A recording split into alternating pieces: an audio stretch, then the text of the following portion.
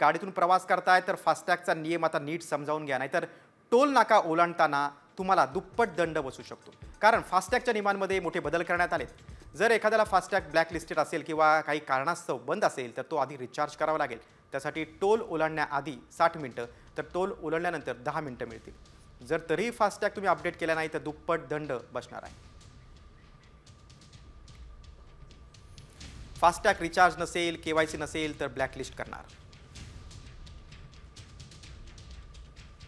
Toll नाका कर्मचाऱ्यांसोबत वाद घातल्यासही FASTag blacklist होणार.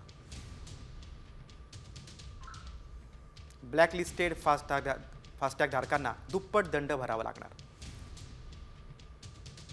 फास्टॅग रिचार्जसाठी 70 मिनिटं आणि टोल नाक्याआधी 60 मिनिटं तर नंतर 10 मिनिटं वेळ मिळणार.